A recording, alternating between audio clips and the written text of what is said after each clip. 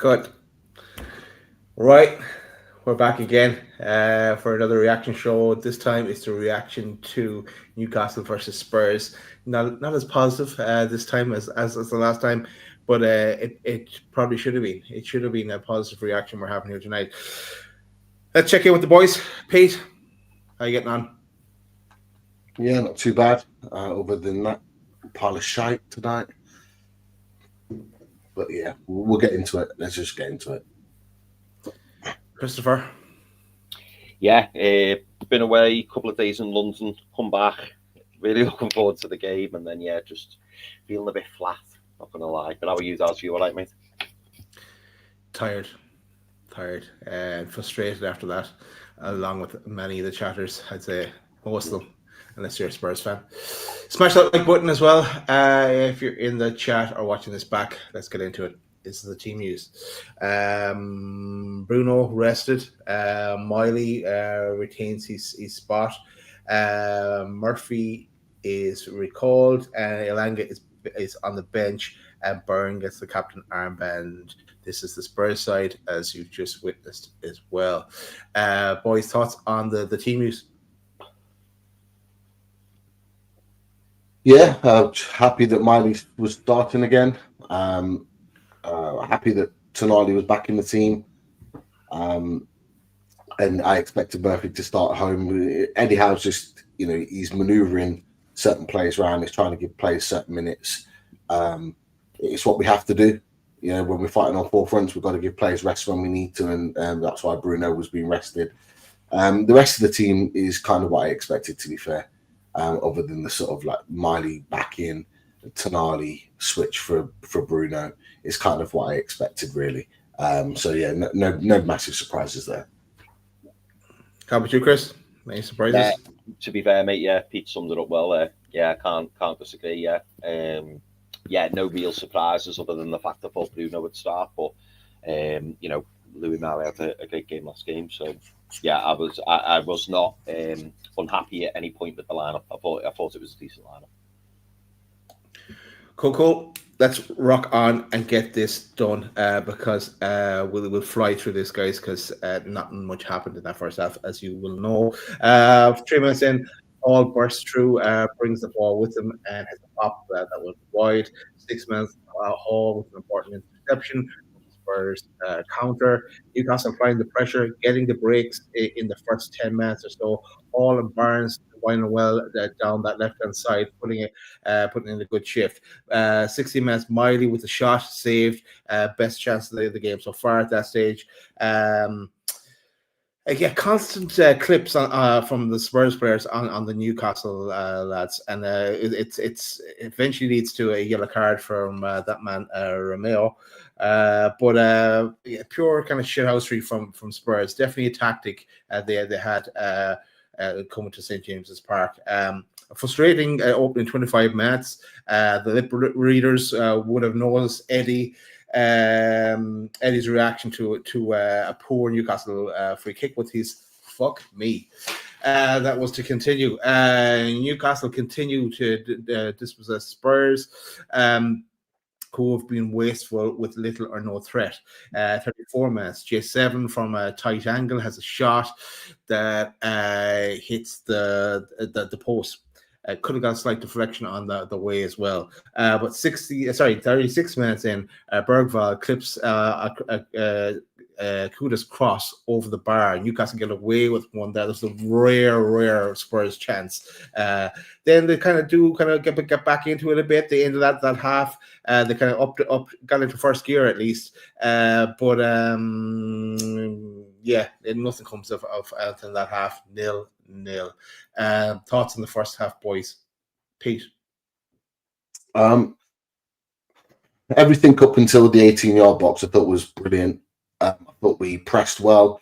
I thought we the amount of turnovers we had was superb. The amount of times we won back possession was brilliant. I thought Hall was fantastic up against Kudus. I thought Joe Linton recovered the ball really well. I thought Sandro recovered the ball really well. We were just really, really good in that first half until we got to the 18-yard box, and then we just literally fell apart. We fell apart. We just got to the 18-yard box and just ran out of ideas. And that was just a common theme across the whole of that match tonight, is that we just looked like we had such a lack of quality in that final third. And on another day, if we'd have had players that were making better decisions in that final third, it could have been another 3 or 4 nil at half time. And I think with the amount of domination that we had in that first half, I don't think anyone would have complained. No one would have argued that had we been 3-0 up, 4-0 up, if we'd have created better opportunities for the team. I thought Miley's shot was tame. Joe Linton was unlucky with hitting the post, but other than that, we just didn't create enough, and we had enough possession to do so. Like I saw a stat partway through the first half, and it was like Tottenham had had like 1 touch in our box, and we'd had like 10 or 12 or something like that. Like we were dominated, but it's just so poor. It's frustrating that we go through these moments. We looked so good in the final third against Everton at the weekend, and we just looked absolutely shocking. That's not down to tiredness, by the way. That's just down to poor decision making, poor runs, poor open up of space from the runners. Andy just put in the chat, Jacob Murphy was the biggest culprit of it. He was absolutely dreadful tonight. He was dreadful. Everything that he did with the ball was just utter rubbish. And I'm surprised he stayed on as long as he did, if I'm being honest with you. I was really, really surprised he stayed on as long as he did, because you could tell after 20 minutes that he wasn't at it. And he should have been a casualty at half time. But yeah, for all the domination, poor final third. And yeah, that was the story of the first half for me. Was it domination in the location for you, Chris, or anything else you'd like to add on that first half? Not really, not from what Pete said. I mean, so many good things, and we had so much possession. But yeah, when we got to that final third, it was just lacking. And yeah, we saw clinical finishing. We saw chances being taken against Everton, and it just looked completely off balance up front. Nick Woltemade, he didn't look his usual self tonight, I didn't think. Jacob Murphy, as Pete said, nondescript. Harvey Barnes was the best of the 3 for me, and he had a couple of good chances, plenty of running, good energy, but yeah, something just wasn't clicking. I don't know what it was. And do you know what? At half time, I may have said this to you boys, I don't know, but I was wondering if we were going to rue the opportunity, because for all that domination and all that possession and good play both at the back and also in the midfield, I was just thinking, if we're not creating enough chances, or we're not taking the chances that we've we didn't create massive chances, but not even taking the half chances that we created, I was getting a little bit worried, because you knew that Spurs were going to have a moment or a period. And we saw that, didn't we? I think it was like 35 minutes to say 43, something like that. Spurs were probably on top. And then it was just about getting into the dressing room at half time, making sure that we didn't concede, because Bergwall had 2 weird flicks, didn't he? That could have gone anywhere. But yeah, just frustration more than anything. And I was hoping at half time, we'd see some changes. And I must admit, it was not the change I was expecting that we saw at half time. But anyway, I'll let you go to that, Taz. Yeah, so yeah, Eddie did feel the need to make a change. Bruno came on, Tonali came off. 47 minutes, Barnes threw on goal, good save. Woltemade with the follow-up header off the line. Newcastle applied the pressure. Surely it's only a matter of time before we get our deserved goal. The corners are starting to mount up for Newcastle at this stage. Byrne is also excellent in clearing any potential danger with his head when any rare chance that Spurs have after that. 63 minutes. Ramsdale onto Bruno. What a ball by Bruno onto Murphy. Came to nothing. He did nothing with it. He could have squared it. He fluffed it, really. Nothing came of that at all. It was a chance, let's say, but yeah. 65 minutes. Tino has a pop. Brendan Johnson with the clearance, not close enough to off the line. 66 minutes. Barnes and Murphy off. Alanga and Gordon on. 70 minutes. Gordon bursts down the wing. Big Nick lays it off to club legend Bruno Guimarães, who applies the finish to the bottom corner. A touch of class from the skipper. 1-0 Newcastle. Cue the Bruno celebration, of course. Boys, thoughts on Bruno's goal?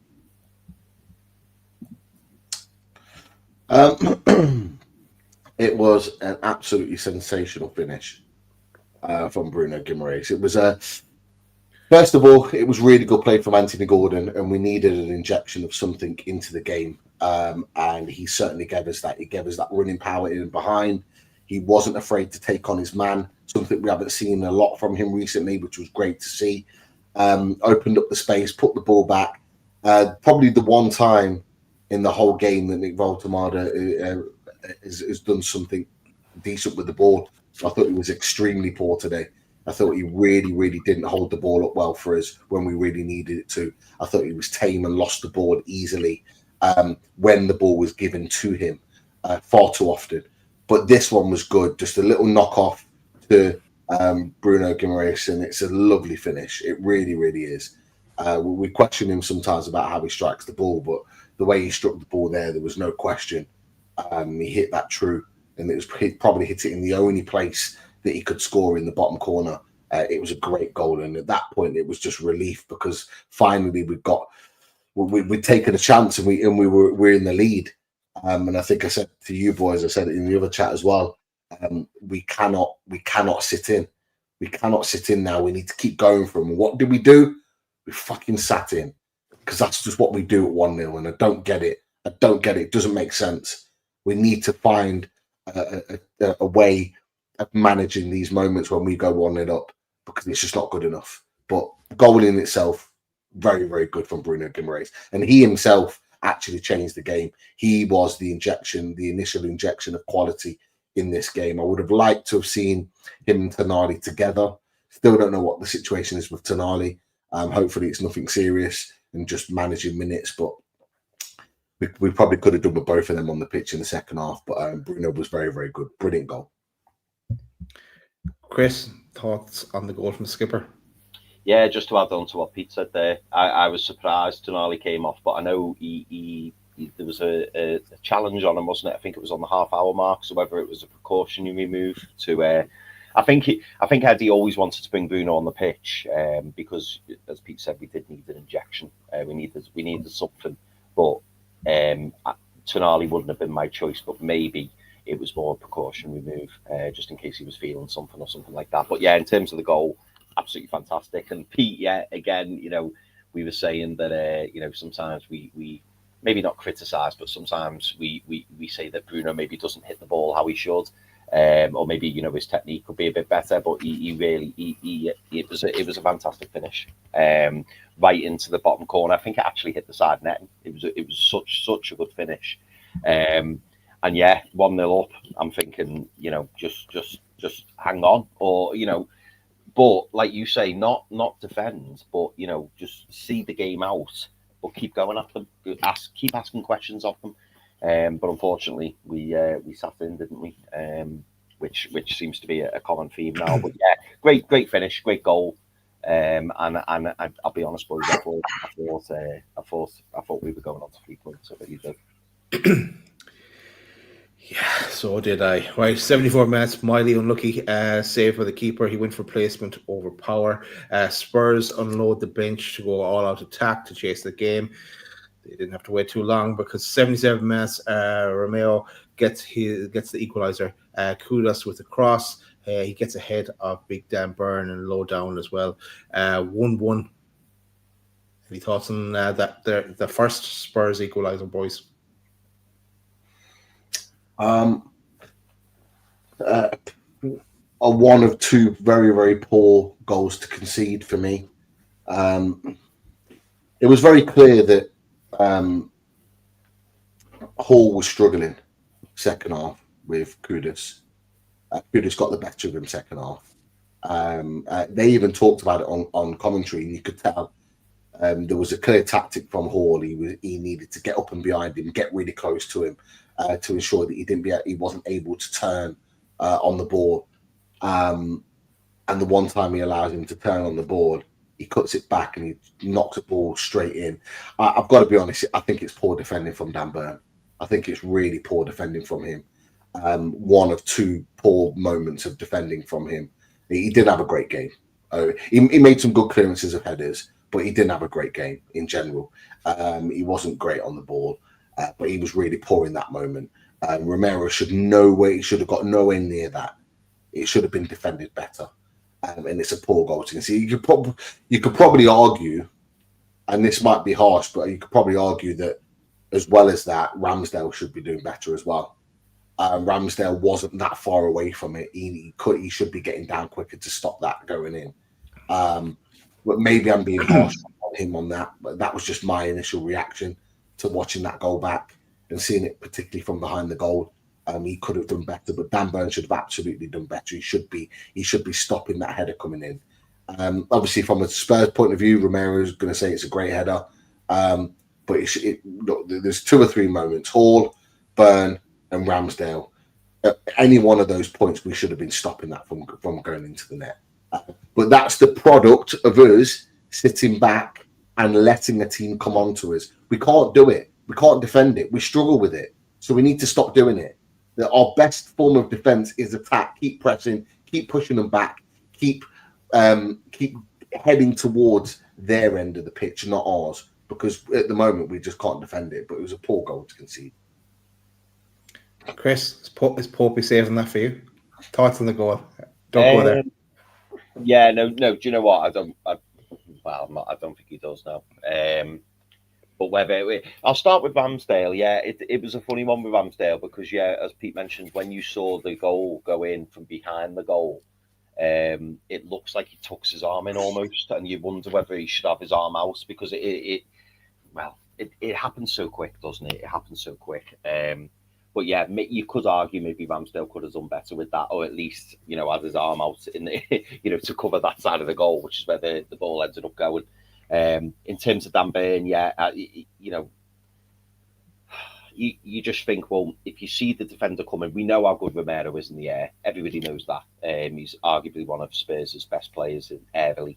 And to let him just get that yard ahead of you and obviously get the header in is poor. But then you can go back as well to the initial cross coming in. Should Lewis Hall be tighter to Kudus, to stop that ball coming in? Because we saw it throughout the game, didn't we? Spurs kept putting the ball out to their right-hand side, and the idea was Kudus was going to get it in the box. So it wasn't as if, it was a new move or, we weren't expecting it. That was Spurs' tactic. It was basically to get the ball out to the right and for Kudus to try and get the ball in. And Lewis Hall did really, really well for the majority of the game. But towards the back end of the game, you could see Kudus just getting a little bit more joy. I suppose this is the problem, isn't it, boys? We're not having a left back understudy.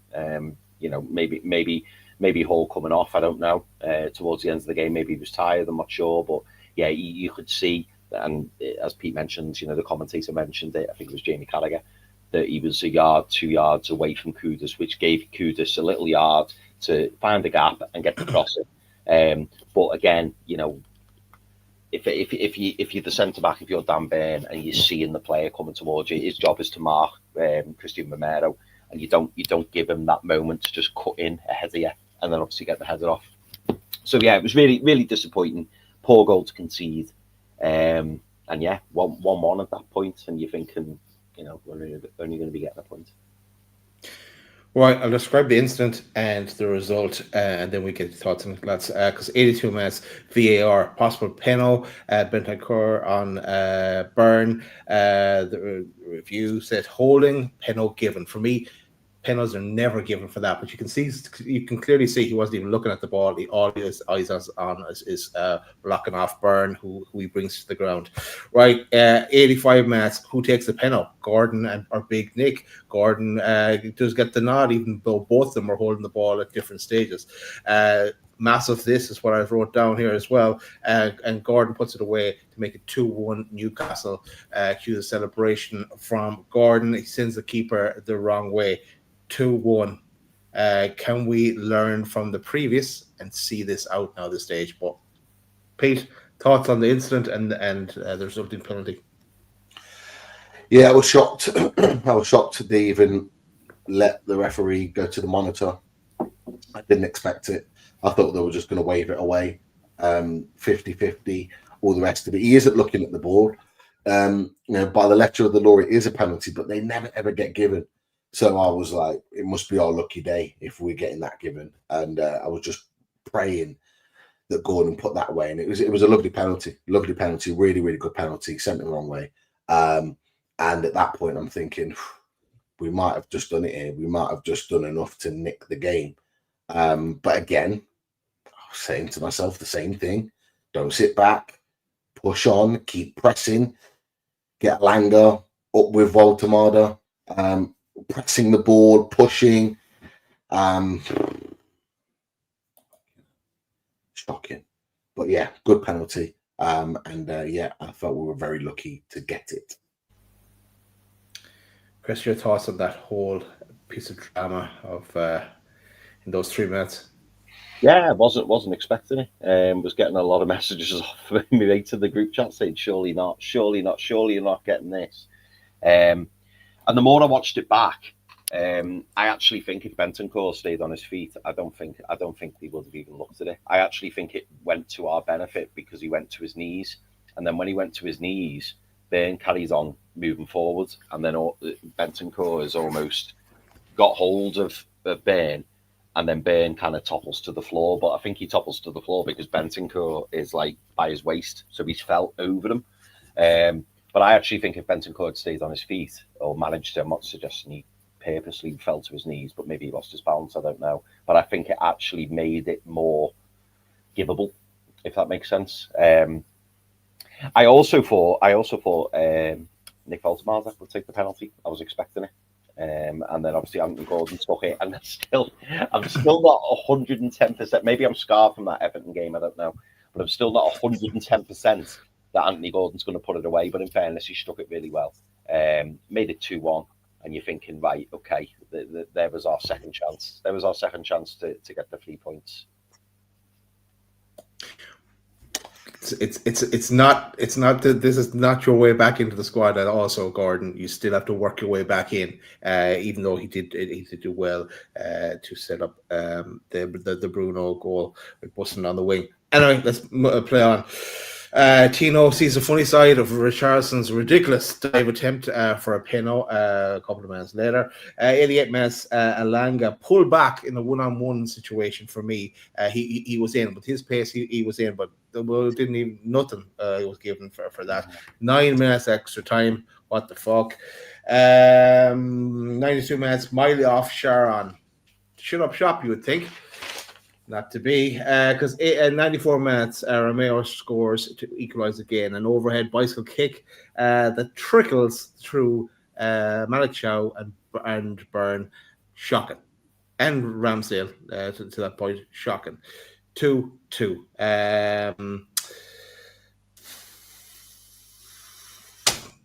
Boys, that goal at the end.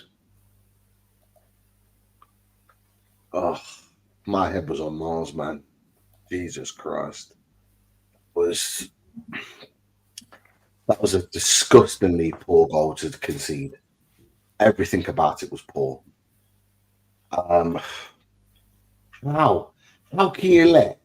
They're going to big this up now on Sky. You already see Jamie Redknapp, ranting and raving and loving the fact that Romero scored that goal. That overhead kick was shocking.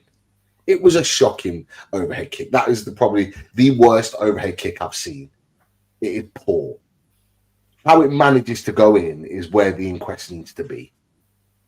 You've got Malik Chow there, and you've got Dan Burn, and you've got the goalkeeper. Not one of them with the ball literally trickling into the net. How they don't stop that, I've got no idea. It is absolutely shocking. Shocking defending and goalkeeping across the board. That's Dan Burn twice. Malik Chow with a rare moment of poor decision making there. You've just got to clear your lines. Take charge. Just take charge and put your foot through it and get rid of the ball. Worry about anything else later. Ramsdale, what are you doing? Why are you standing behind two defenders? You can't even see the ball. Get in line so you can see the ball. Have an eye on it.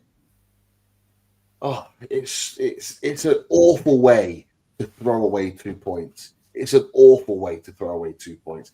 And it's for reasons like that we didn't deserve to win today. People will say, oh, we dominated, we had this, that many chances. We didn't, because we kept making mistakes. You make mistakes, you get punished. And it's an awful, awful mistake to be punished by. Absolutely shocking. Can't believe we've defended that bad. I really can't. I'm shocked. I'm shocked at how bad we defended that. It was horrible. Did you see? I think this is what Bruno was kind of kicking off at the end as well. When just right before Romero got up to kick it in, the two players landed and Malik Chow. They kind of took him out of it, so he was only getting up. So I don't know, Chris, your thoughts on Romero's leveler? Yeah, I think I know what you're talking about, Daz, because it almost looked, and I'm not making excuses, because we should have defended it far better. You know what I mean? And I think we'd already had our piece of luck with the penalty, you could argue. But yeah, I forget who it was. I don't know whether it was Chow. Maybe it was Chow. But it looked like Romero had dragged him to the floor and then got up and then done his overhead kick. No, it can't have been Chow, because Chow was stood trying to block it. It must have been a different player. Can't think who it was. But he dragged him to the floor, and I thought, are we not even going to look at that? I don't know. But yeah, as I say, I'm not trying to make excuses. But yeah, we just basically stood there like statues. And I think it is, Pete mentioned there, it was about taking control of the situation. But even if you don't want to swing a leg at it, or even if you're not quite sure, what's going to happen, obviously what's directly in front of you, you split up. The two defenders are stood next to each other. And you think, well, make yourself big, get in front of the ball. But instead, they were just stood right next to each other. And you think, move out. And like I say, the connection wasn't even that great. And then it just trickles. And Pete mentioned, the fact that Ramsdale was stood behind the two of them. So the two of them are stood there still. Ramsdale stood behind the two of them. And you think, well, either spread out to block more of the goal, and maybe Ramsdale could see that. Or alternatively, if you're Ramsdale, you move to the side, and I'm sure you've all had a go in goal. How many times just you can't see the ball, and as a keeper you shout, I can't see.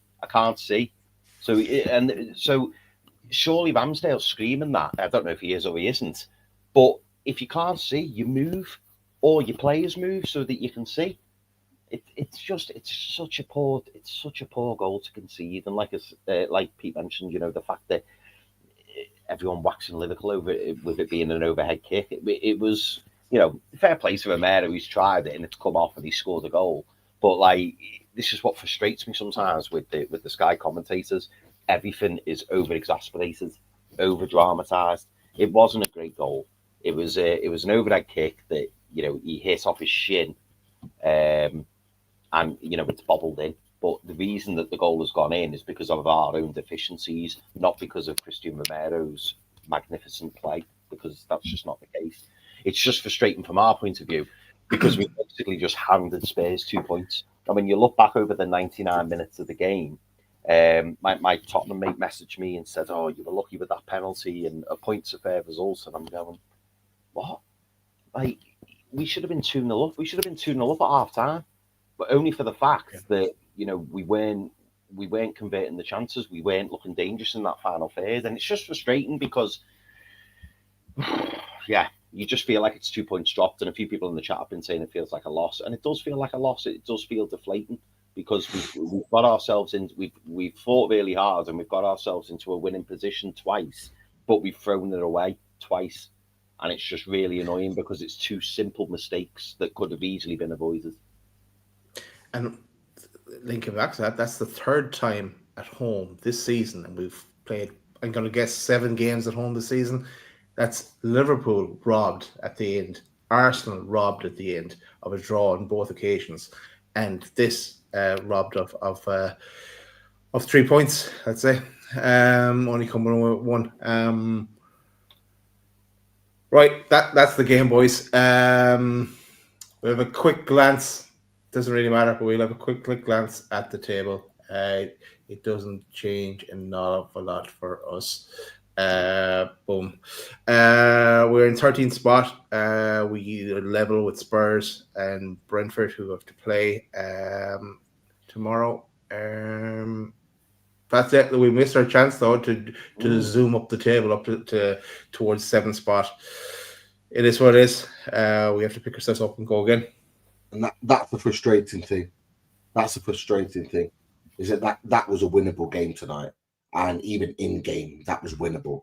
We haven't done it.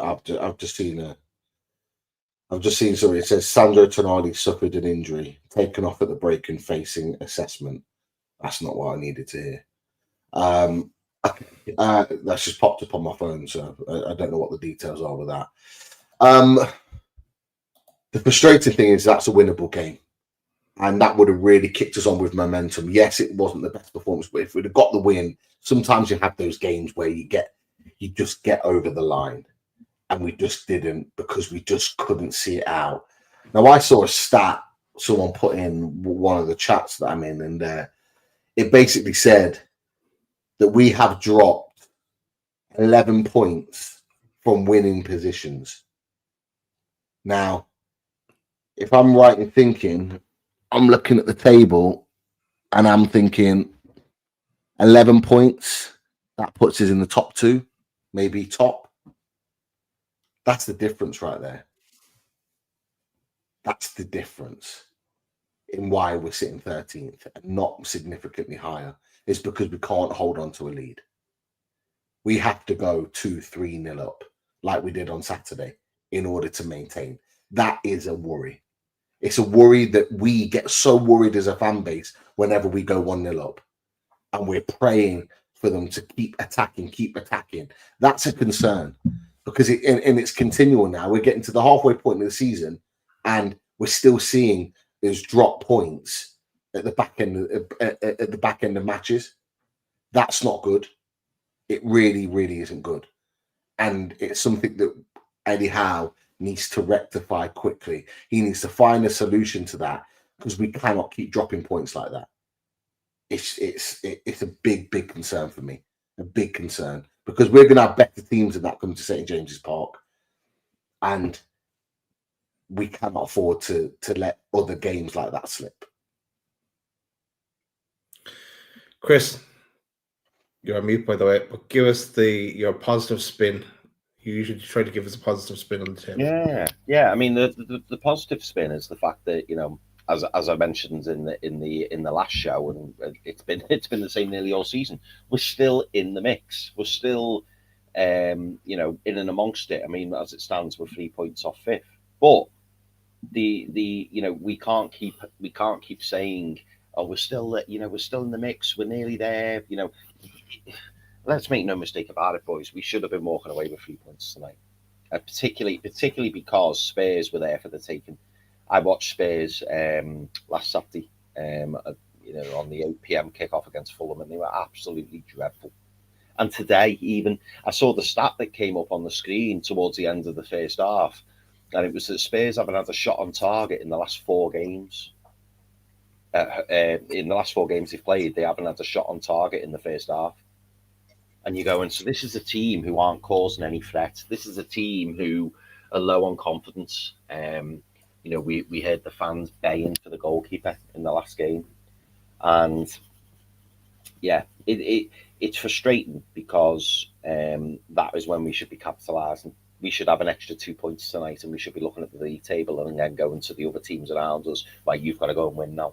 Whereas now we're looking at it and thinking, I hope we don't win, because that's where the gaps start to develop. Now, yes, we've got a very winnable fixture at the weekend, but whilst we have this decent run coming up, I think we will look back on this game and think, you know what, that is 2 points definitely dropped. Someone in the chat mentioned, 7 points out the last 9, and that's right. It's right to be glass half full. 7 points, from City, Spurs, Everton. It's not too shabby, and it's not. It's really, really not. But it should be 9. And I think that's the frustration. It should be now. We should be sitting here now with the shades on, celebrating and saying to other clubs, we've got our 3 points this week, where are yours? And instead, we're looking, going, probably dropped 2 points there. And that's the frustrating thing, because we've dropped 2 points, but we've done it ourselves. It's not through a moment of magic. It's not through, we weren't quite at it today, or we weren't, we weren't at the races, or the other team were better. It was the fact that we basically handed it on a plate to Spurs. And I think that's probably why we're so deflated, and that's why everyone in the chat is so disappointed, because it's an opportunity missed. This is kind of why I said after the West Ham game that I think it's going to be one of those seasons where we're going to require snookers to get what we want, and shock results in a way that going against Man City, but we're going to need more of those to get where we want, and we're just making it difficult for ourselves when we don't have to. Let's go to a few comments or questions from the chat, boys. Yeah, I'll have a little look. Let's see. So we've got a super chat from Jeannie Estevine Album. Jeannie, thank you very much for the super chat, mate. Much appreciated. Jeannie Esther says, Burn and Murphy loving needs to stop. Not good enough. Pete, what are your thoughts on that from Jeannie Esther? Look, I thought Burn was excellent on Saturday against Everton. I got no complaints. But tonight he was poor. I'm willing to kind of see that as just one game and see what he produces against Burnley. I think he'll start again against Burnley. But yeah, he needs to sort that out, because there were two big mistakes today that he was a part of that cost us. As I said, he made some good clearances, some good headers clear, defensively, was strong in the air, but there are two big moments here that have cost us. Murphy, look, this is Murphy. This is Jacob Murphy. Murphy will have one or two games where he gets a goal and a couple of assists, and it'll be absolutely spot on in terms of getting us where we need to be. But he'll also have shockers like this. And this isn't the first time, and it won't be the last. So it's a case of there's Newcastle fans kind of expecting that this is going to happen at some point. And this is why, really, we need Anthony Elanga to be regularly stepping up, because we don't know when Murphy's going to put a performance in like this. So we need Elanga to come on and make the difference. And tonight, off the bench, didn't really do anything, to be fair. He ran, he chased, didn't really do anything on the ball of any note. We need a little bit more from him in these moments. I do get the feeling that Elanga is more of a guy that probably is better off starting than coming off the bench. You get some players like that are just better when they're starting rather than coming off the bench and impacting the game. I get the feeling that Elanga is that type. So I don't think he's come off the bench at all this season and done well, if I'm being honest. I think the games that he's played well, a couple in the Champions League and then Everton, he started them. And I think that needs to be taken into consideration with Anthony Elanga. But yeah, I expect this from Murphy every so often, but I'll also expect that he'll probably turn up on Saturday and get a goal and an assist. And there'll be a Murphy loving again. This is just Jacob Murphy. And I've come to terms with that, just like I came to terms that Dan Burn was very limited at left back, just like I came to terms with the fact that Longstaff was a limited midfielder before he left the club. I've come to terms with that with Jacob Murphy, so this doesn't surprise me. It frustrates me, but it doesn't surprise me. Dan Burn, that surprised me tonight. I did not expect him to be so poor in those two moments to allow us to concede those two goals. That's the difference for me with the two. I'm going to get into that question as well, Chris, because I agree with a lot of what Pete is saying there. I give any odds that Dan Burn will be starting on Saturday against Burnley. By the way, we have no. Well, he could play Shar and Malik Chow, but I don't see him doing that. And we go Botman. We know is what he's on. Going for a scan. That's the last I heard anyway. And Murphy, I called for Murphy to start today because just at home he does tend to produce, but he definitely didn't today, and he didn't the last time Spurs came to Newcastle as well, because I was at that game and he came on as a sub, and I would have taken him off again. I remember saying that at the time. But and what Pete is saying is so true. I would not be surprised if Murphy has a blinder on at the weekend, because that is the type of player he is. But yeah, the other thing is, like, Nick Woltemade would desperately need Wissa to get back on the pitch and kick a ball for us, because we just need to have an option. Start with one of them, and then it's something that change, like we used to have with who and Wilson. We'd kind of play them off each other. We need something like that going up front. I think for me, boys, yeah. I mean, Dan Burn, we know Dan Burn is one of Eddie Howe's. I shouldn't say this, but he's one of Eddie Howe's favourites, and I think Dan Burn has been a fantastic servant. Pete is right when he says he has his limitations. I think Dan Burn is a very, very good squad player, but ultimately Dan Burn will get found out. He's coming towards the end of his career, playing week in, week out. I think for certain games, Dan Burn is perfect. And then for other games, maybe we need to rotate. And we keep going on about rotation this season. I do have a little bit of sympathy with Eddie Howe in that he's trying to manage the minutes of his players, and you can see that. You can see that is desperately what he's trying to do, because he doesn't want to burn out the players. Obviously, we're struggling a little bit up top because we only currently have one striker. So that is probably the only place, and maybe left back as well, where we can't, rotate as much as we want to. But I think the biggest concern for me is probably Jacob Murphy, and I'm going to add Anthony Elanga into that, because Jacob Murphy is where he is. I like Jacob Murphy. Again, I'd probably class him in the same bracket as Dan Burn, and that I think he's a squad player. I think he'll have his moments. I think he's a good sub to bring on. He's full of energy. But I have to say, boys, like, I'm still yet to be convinced by Anthony Elanga. I've seen glimpses. The potential's there. He's got all the credentials. You can see it. But I'm still finding myself, whether it be first touch or whether it be decision making, I'm still not quite there with him. And I want him to come good, and I think there's certainly potential for him to come good, and I don't want to write him off so soon. He's still very new into his Newcastle career. But, sometimes when you sign a new player and you just see them and you go, yeah, he's a bit of me. I like this. I've yet to watch Anthony Elanga and go, wow, yeah, this is it. This is. And I maybe I'm being too harsh on him. Maybe he's having to take a time to get used to Eddie Howe's tactics. But sometimes when you see a player and they do something or they perform for a period of time, and you're going, imagine when he gets up and running. Imagine when he's properly up and running. I've just yet to see that. I see glimpses, but I'm yet to be convinced that he's going to be the long-term answer. I hope I'm wrong. I want to be wrong, obviously. I don't know. There's just something about it.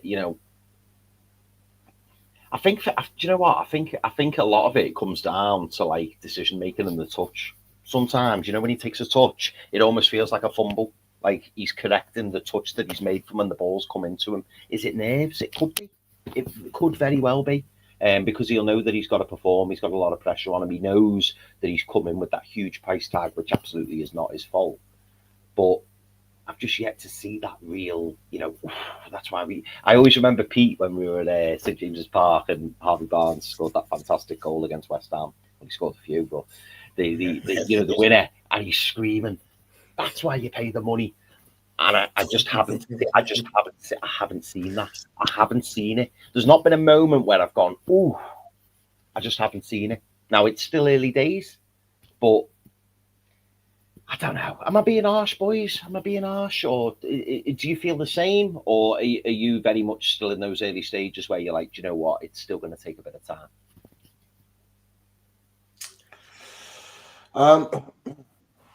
I do feel the same.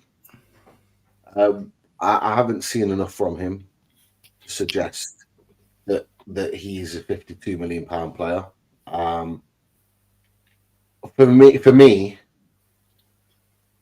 in my mind, I've already kind of made peace with the fact that we've not seen enough from him. And the reason why is because he's not going anywhere. He's not going anywhere. Well, no, he's not. Like he's on a long-term contract at Newcastle United. He's not going to be sold at any point in the next couple of years at least. He's not going anywhere. So the only thing that I can do, and this is just me, and this is why I've kind of made peace with it, is that the only thing I can do is get behind him when he's on the pitch. I'm frustrated with the fact that he hasn't done as much as I would have liked him to have done. But equally, and I've said this before, some players do take longer to transition into a team. You know, and I made the point the other day, and I make the point again. It wasn't long into the season when we signed Hall and Livramento that fans were saying that those two players were a waste of money. Yeah, sure. And now, a couple of years down the line, we're talking about them as the best thing since sliced bread. That was not the conversation we had 2 or 3 months in when we first signed them. And that's the thing that I'm holding on to right now. I'm holding on to the fact that we're not saying he's the best thing since sliced bread, far from it. But he could be with time. And I think that's why Eddie Howe's not playing him as much. I think he's almost giving him that time to see and observe. And they've even talked about it. See and observe, watch what's happening on the pitch, what's needed on the pitch, and then he comes on and executes it. I still find that when he gets the ball, sometimes he doesn't know where to put it. He doesn't know where players want it. He kind of is. It's almost like he's in two minds of what to do. You can't have Anthony Elanga like that. We need him getting the ball, getting out his feet, and knowing exactly where Big Nick wants it, where Bruno wants it inside, or where Tino wants it on the overlap. There was a poor pass from him earlier towards the end of the game. Tino makes an underlapping run, and he just gives him a really poor pass, and it's just like the very end. Right. And Tino ends up like it goes out for a goal kick, but Tino tries to keep it on. It's just like it's those little things that come with time. He needs time to get to know that. We've got to remember, like Murphy's been here 7 years now. He's been here a long time. Forever. Yeah. So he knows the club. He knows what's expected. He knows the deal. Elanga doesn't, and he's still learning, and that might take a little bit more time.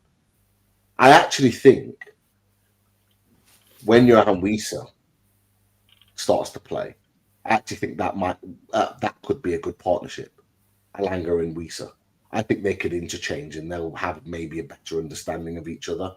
I think that could be something that works, but obviously we're not going to see that just yet.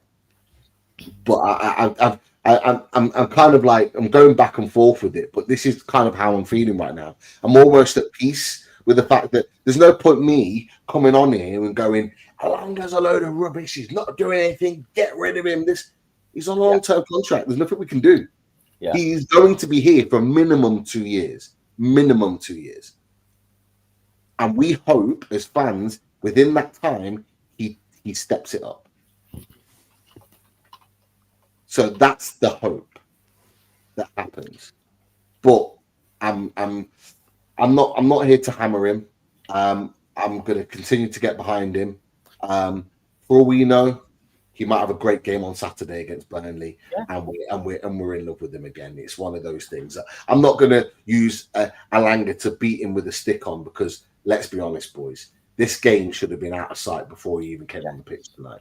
True. And that's what I'll end on. Yeah, I'm with you on the whole Elanga conversation there. That I think, it is similar to when Gordon arrived and when Hall and even Tino to a degree as well.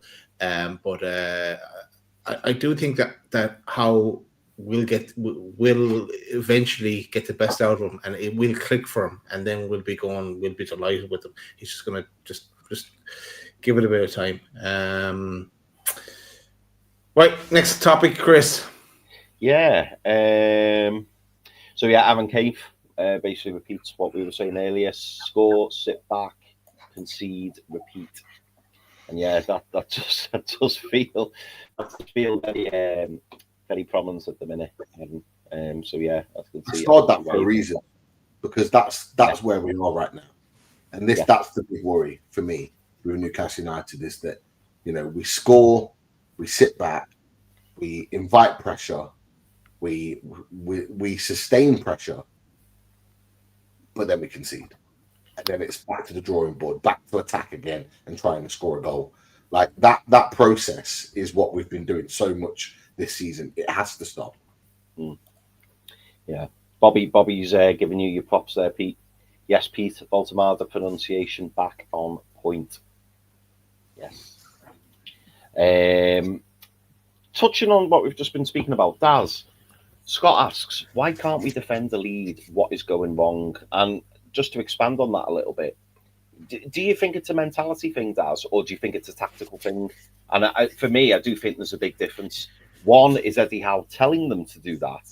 Or two, are the players just kind of going, right, we've got our leads, let's sit back, let's not be too hasty? What one do you think it is?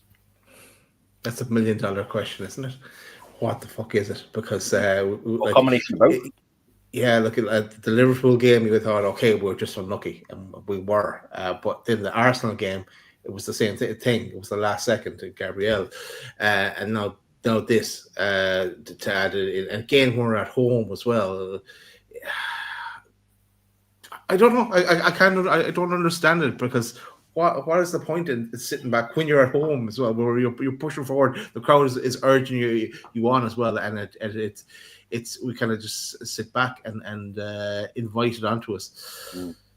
So I don't know. It has to be some kind of a mental thing, really, Chris. But we need to get a handle on it, because it's already cost us 5 points or so. Yeah, well, 11 points. Yeah, that was a quote Pete mentioned. I think Jordan put that out earlier. But yeah, it's just depressing.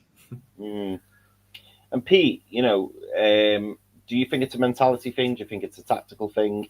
And what was the other thing I wanted to ask you? What was the other thing I wanted to ask you? Yeah, how do we change it? How can it be? How can it be changed? I mean, you know, and for everyone at home, I'm sure you all remember as well. You know, back in the Keegan days, it was like, right, we've scored one, let's go and get a second, let's go and get a third, let's go and get a fourth. Now, we're not necessarily saying that because we don't want to go too gung-ho. I'd be quite happy for the lads to sit back and wrap up when we're 3-0 up. And it's like, yeah, game's done. No need to run ourselves into the ground, see the game out, little bit of game management. That's great. But I don't want to see game management after half an hour and we're 1-0 up. That's not what I want to see. What for you is the problem, Pete, and how do we fix it? Well, to answer the first part, it is absolutely a mentality thing. It's a mentality thing. You can see in games, and you see when Eddie Howe's, like when it cuts to Eddie Howe's ushering them forward. He's telling them to get up and press. So this is not necessarily a manager thing. This is players naturally reverting back to type. It's just they're thinking, right, we've got a goal, sit back in. That's how it looks. I could be wrong, but that's how it looks to me. Is that it's a mentality thing. They're just thinking, right, we're ahead, sit back, reserve, and then go again later on. But we can't afford to do that. We're in a position where we continue to drop points or to concede goals after we go 1-0 up. So we have to keep going for it. And Everton is that perfect example. We kept going. We kept pushing. We kept attacking. We kept pressing high. Counter-attacks galore. And we got our just rewards. And that 2-0 effectively ended the game at that point, because it gave us a double cushion. I think teams will know this. Teams that will be doing their homework on Newcastle United and going, okay, if they go 1-0 up, it's not the end of the world. Because we can get back into this, because teams are getting back into these games. So I think we need to change the team's the opposition team's mentality, because I think they're thinking that they're still in a game at 1-0. Whereas you go back last season or a couple of years ago, a 1-0, we take the lead and it's like the opposition are going, we've got an uphill task here. This is going to be difficult to break Newcastle down. I don't think the teams feel like that at the moment. So we have to go, and I'm not saying go gung-ho. I'm saying maintain the press, maintain, push forward, tighten it up, push and pen the team back, the opposition team back into their area. Effectively, keep doing what we're doing. Because what we did in the first half was good. And we maintained and sustained attacks because we kept pressing high. We kept taking risks. We kept winning the ball high up the pitch. And so we're pushing Tottenham back. They barely got an attack on us in that first half because that's what we were doing. And so what we need to do is maintain that to try and get that second goal. We have to have a belief that, right, let's go get a second. Let's go get a third. We need that mentality. And Eddie Howe's going to have to find a way of instilling that mentality, but the players are going to have to hold that mentality too. So it's something that we definitely need to change, because otherwise we're going to be sitting here for many a game this season having this same conversation. I do not want to have this same conversation game after game. Newcastle United are letting a goal slip, 2 goal slip. Like Tottenham were very lucky to kind of be walking away with a 2-2 tonight. I'm saying that we got what we deserved. We got what we deserved because we didn't punish them. Yeah.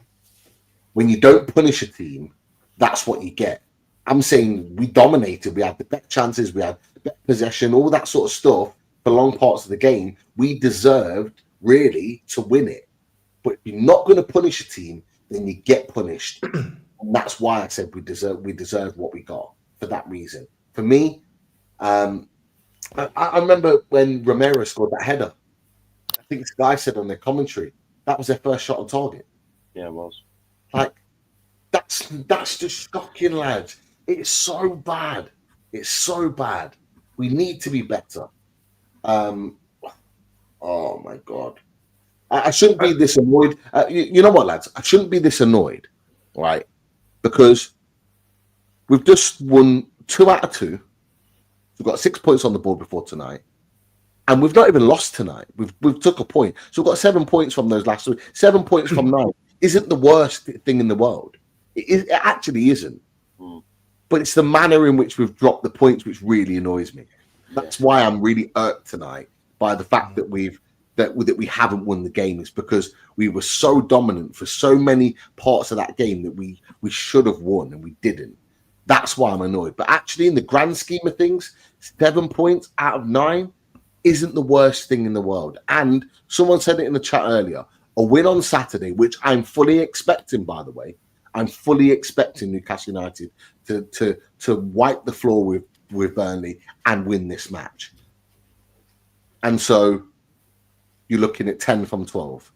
And I think a win on Saturday could propel us into that top half of the table, and should propel us into that top half of the table. And then we're having a different conversation.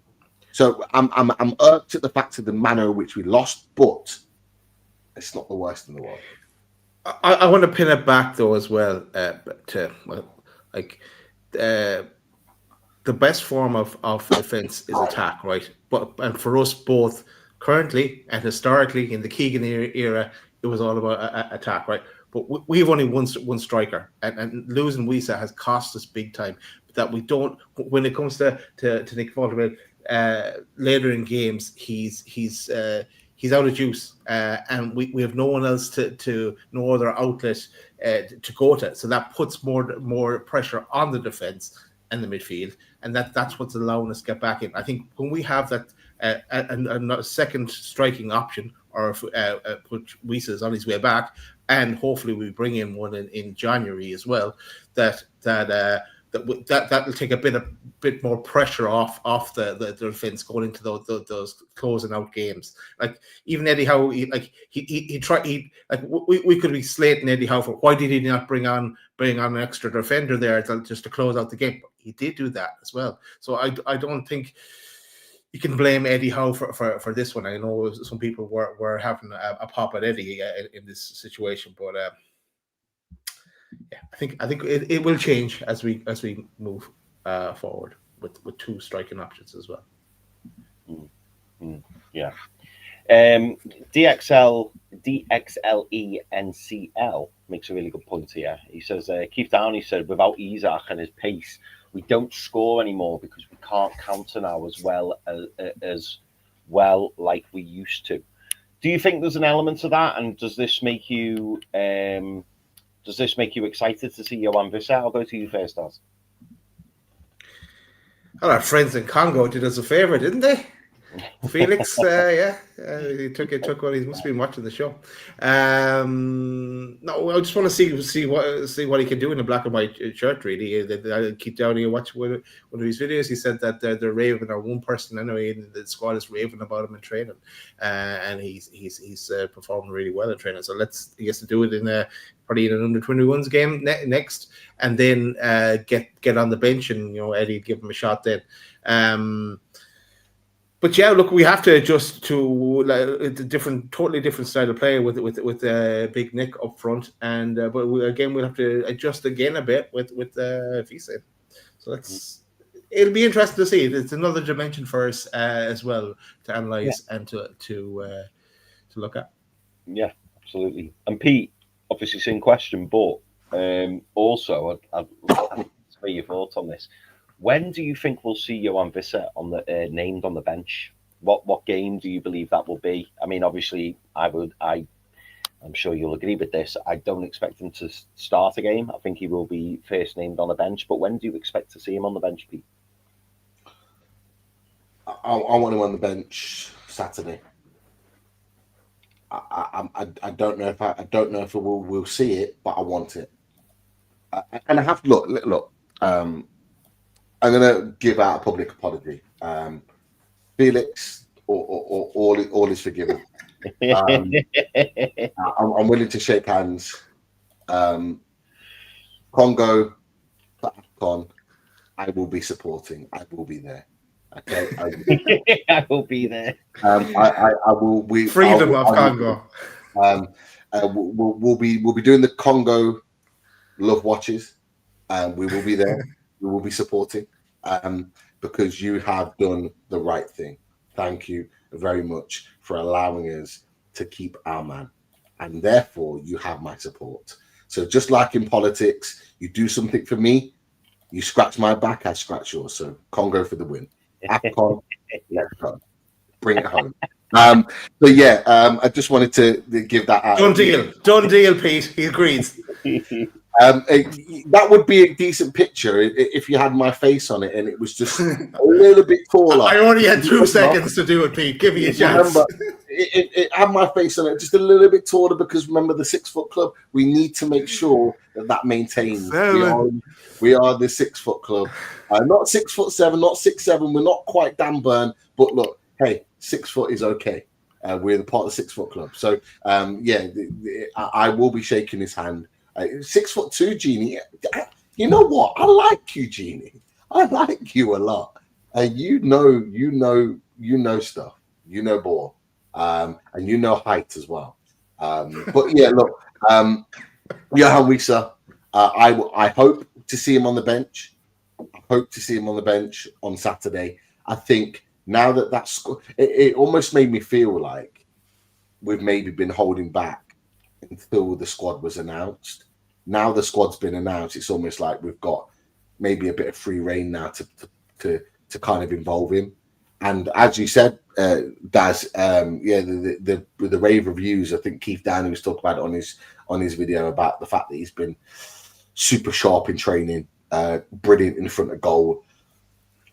Ain't that what we need, lads? Like, give him last 10. Give him last 10. Let him get a rapturous applause from the fans and potentially nick a goal in that last 10 minutes of the game. Just get him on the pitch. That will just give a huge boost to the players, to the fans, to everybody, to get him back involved. Let's do it. Let's do it. But I can't remember the other part of the question, because I was too much on a Congo loving that I forgot the second part of the. So I wanted to know when you thought he'd be in the team, and obviously you've said that you hope that he's in the squad on Saturday. And the first part of my question, where is it? Oh, I've unstarred it. Where was it? It was to do with Keith Downey's comment. So Keith Downey said that he believes that the reason that Newcastle don't look as threatening in attack is because they're missing Alexander Isak and his pace when it comes to like a counter attack or attacking on the break. Do you agree with that? And do you think that Johan Visser brings that to this Newcastle United team? I'm just sick of talking about Isak and missing him. He's gone. Like, we've moved on from that. The only thing I'm bothered about with Isak is hate watches. Like, I just want him to fumble. Like, I'm not interested in what we're missing in terms of Newcastle United because he's gone. He's a Liverpool player. He's signed for them. Like, there's no point talking about what we miss from him. We need to talk about what we can affect right now. And look, Nick, Big Nick tonight, he didn't do enough in terms of holding up the ball. He needs to be better with that. He was easily brushed off the ball. He wasn't keeping it tight. He wasn't making those little knockoffs and passes that he normally does. He needs to get a little bit stronger with that. But like we need to find a way of making it work without him. Johan Visser will absolutely make a difference. It will make a difference. So I do agree with that. But I just don't want that. Oh, we miss Isak. It's a big difference with him not there. That's obvious stuff. We had a system that literally was played for 3 years with him in it. Of course, we're going to miss that style because we had something. To be fair, it goes on longer than that, 4 years, because we played that same style with Callum Wilson. Callum Wilson was that guy, and then Isak was that guy. So we played a style of football that we knew what the strikers' runs, movements needed to be, because we had two strikers that could do that. Those both left in the summer. So we've literally had to our strike force is completely brand new. And with that, we have to find a different way of doing it. What happens, Pete, if England and Congo are in the same group in the World Cup? That's what I want to know. Where will your allegiances lie then? Oh, England will smash them. And I'll send my condolences to Felix. But we'll maybe share a brandy or two whilst I'm consoling him. But the reality is that when it comes to those games, England must, and they would dismantle Congo. But look. I just hope that Visser's having a rest that day in the World Cup when that happens. So, yeah, that's where I am. Where are we going next, Chris? Right, where are we going next? It's an interesting one from Aaron, and again, it's probably something that is to be expected. But I'm just interested to hear your boys' thoughts. I'll come to you on it, Daz.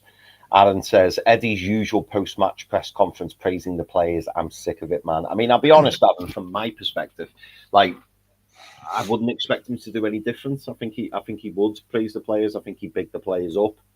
And yeah, do you know what? I think for the vast majority of the game, I think the players played well. I think it was just the fact that, individual errors let us down and not being clinical enough, in that final third, as we mentioned earlier. But, what are your thoughts on this, Daz? And do you think Eddie can be criticised for, kind of praising the players or supporting the players, particularly in a game like today where, we were so close to getting 3 points, and yes, it's disappointing, and yes, it's frustrating, and yes, it's annoying. But, had we got those 3 points today, the narrative would have been quite different, wouldn't it? Eddie's doing his job, and he does his job well. He's taking the pressure off the players. He can criticize them all he wants behind the scenes when they're analyzing the game back, which they will do in detail. And he also, there's another comment there that that they'll look towards the individual errors or team-related errors that are leading to these kind of mistakes and throwing away leads or whatever the case may be. But he's not. If he comes out and trashes one of his players, where does he go from there? He lose the respect of the player. It's not his style. The other managers might do that, and they may not hang around long at clubs to see the result of that that feedback that they've given in public. It's just not Eddie's style. And you can even, as I quoted it in my analysis of the game I was watching it, he when they messed up that free kick routine, he says "fuck me," he's not he wouldn't say that on camera in a media interview or criticize it, but he would deliver it in behind the scenes where it needs to be said. So I think what he says, and we all know what he says in the media. He's well media trained. He knows what to do. So I don't think you take you kind of understand where he's coming from when he's saying things like that. Yeah, no, thank you for that, Dazzler. Pete, what are your thoughts when Eddie's press conferences? I know sometimes they annoy people. I know sometimes people want managers to come out and say, "Oh, this was awful and that wasn't good enough," and X let us down. But would we as fans criticise Eddie for doing that? In terms of it would almost come across. Well, it certainly would to me. It would come across as in he's almost like lost his head a little bit, and it would be very out of character. And also as fans will be like it, because then obviously it would bring attention to not just the club, it would bring attention to Eddie Howe, it would bring attention to the players. Do you think Eddie kind of, the way he conducts himself, the way he holds himself, which we've all been big fans of in the past and most recently as well, do you think that, yes, it's frustrating tonight and yes, we're annoyed, but can Eddie Howe say anything else? He could. He could, but you got to remember that Eddie Howe as a manager, he's got to find a balance here. He could turn around and say, "Shocking way to lose 3 points. Defending wasn't good enough. Poor in attack. Blah blah blah blah blah." He could do all of that, but is that going to give the players confidence boost going into Burnley? Probably not. So he has to manage it. Now, as I've said tonight, and what we've all said is that, up until the 18-yard box, we were good. We pressed, we harried, we won the ball high up the pitch. We had wave of attack. That's what I want to see against Burnley on Saturday.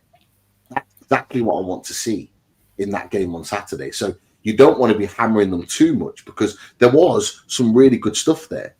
But we just need to be more clinical in the final third. So that's probably the bit that I would have, and I've not heard the comments from Eddie Howe, but that's the bit, if he hasn't said it, that I would have wanted to hear, is that the final third, the final pass, the cross, the shot wasn't good enough and it needs to be better. I think he'd be fair in saying that. So if he did say that, I think he's more than fair to saying that. What he does need to do, and he probably needs to do this privately, is pull Dan Burn and Ramsdale and go, "We need to deal with this better. We need to deal with these goals." And he will. They'll have an inquest. They'll have a meeting probably tomorrow or Thursday, and they'll run through the goals. This is what Eddie Howe does. And Dan Burn will know. Aaron Ramsdale will know this wasn't good enough. And let's not do this again. Hopefully that's a kick up the backside to go, this can't happen anymore. Like you've got to be more decisive. You've got to defend better. Our goalkeepers need to be more commanding. So one thing we say about Pope, yes, his distribution is not good, but he can command his area, and he's good at doing it. So look, there's no point going out and hammering them. Maybe because we feel a certain way that we kind of want to hear him say that to kind of feed into our own thoughts. But he's got to manage those players. And that's that. I understand that. And actually, we want them coming out fit and firing on Saturday and doing what they did in that first 45 minutes, exactly the same to Burnley, because I believe if we do that to Burnley, I believe we score goals. I believe we'll do enough to create chances to score goals. So it's a balancing act. It's not as easy as it is as we maybe think it is. Mm. Yeah, I think that's fair, mate. Tino says Gordon and Bruno changed the game for the better, and our defenders go sleeping for the last bit. Can't really argue with that, Tino. Jeannie says Ramsdale was poor today, but he deserves a run in the team. And I think you'll find as well, Genie, he will get a run in the team because apparently Pope is out for 3 weeks. So Adam Ramsdale will get a shot at a run in the team, and hopefully he makes a success of that. I think we'll do 2 more, boys. We'll do 2 more. And the first one is Jam Stasher. And Jam Stasher says, Ramsey needs to start, surely. It's time to get him some confidence. And I suppose it goes back to what we were saying about Anthony Elango, doesn't it? And it's the same with any new player, really. You know, you want them to get a good run of games. You want them to start a few games, get a little run in the team, whether it be 3, 4, 5 games, whatever it may be. Do you think Eddie Howe, I'll come to you first, Pete, do you think Eddie Howe is holding back on Jacob Ramsey in that, you know, he's waiting for his opportunity? We've seen a bit of rotation in the past few weeks. Do you expect Jacob Ramsey to get his run in the team? Yeah, I won't be against him starting on Saturday. I think Burnley will come and maybe sit deep and try and counter attackers. I think he's a perfect foil for someone that can break the lines and get in between that potential low block and make a difference. I wouldn't be against it. Look, whenever Jacob Ramsey's come on, I think he's played well. I think he's done well. I think he started against Benfica when I was there, and he was brilliant that night.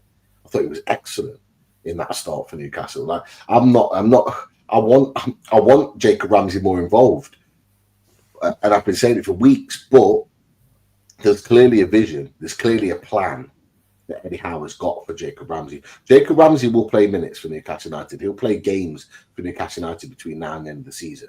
He'll get his minutes, but at the moment it seems like it's very much a squad rotation, and he's using certain players for certain games. You know, Willock's done all right recently, and neither of them got on tonight, which makes me feel like there's a plan for them at the weekend, and that's kind of how I see it. I think it's almost like Eddie Howe's got a plan for certain players in certain games. He's probably going to go, right, you're on the bench. We're not planning on using you, but if something happens, then be ready. But you're on, for example, Willett, Ramsey on Saturday, that's your game. So you get your head right for Saturday, because this is what I want from you. And I hope that's the conversation he's having with Jacob Ramsey. I hope he does start. I hope it's a case of, you know, Bruno, maybe Joe Linton, and Jacob Ramsey is the midfield 3, and Miley sits out in preparation for maybe Leverkusen, or Miley starts, Bruno starts on the right, and maybe Jacob Ramsey on the left, and we give Joe Linton a bit of a rest because he's played the last 2 games. This is how it's going to have to be, because we don't want a whole heap of injuries. Like, hopefully it's not serious with Sandro Tonali in his injury assessment and he's available for the weekend. But if he's not, that's maybe the way to go, potentially. And you've got to manage players. You've got to keep players ticking over. You've got to manage them, because we don't want a mass amount of injuries. So yeah, I think there's a plan for Jacob Ramsey, but I hope it involves him on Saturday more significantly. Yeah. And Dazzler, I'm going to come to you for the second one, mate. Ali B, and it kind of touches on what Pete's just been mentioning there. Are you worried about Sandro Tonali?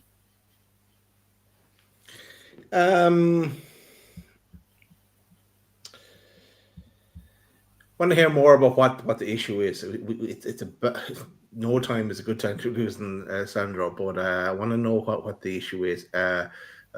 He didn't play the last game against Everton, and he starts tonight, and Bruno's rested, but he's come off. It didn't look much what the little knock he got. It didn't look too much there, but look.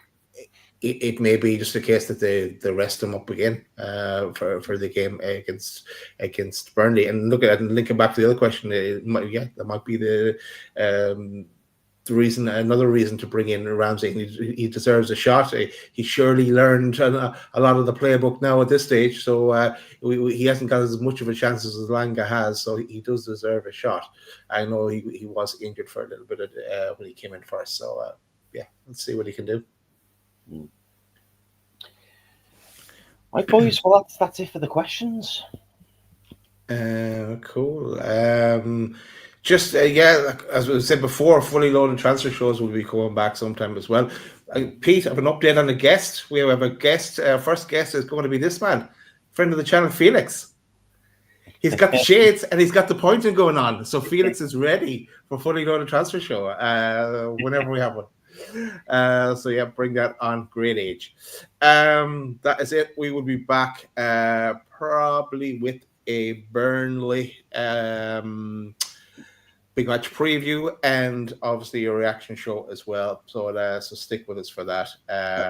Thanks for staying late on this one. Can I just say, just before we go, look, we're all frustrated at the way that we let that 2-1 lead drop, but we didn't lose the game, and we've got Burnley on Saturday.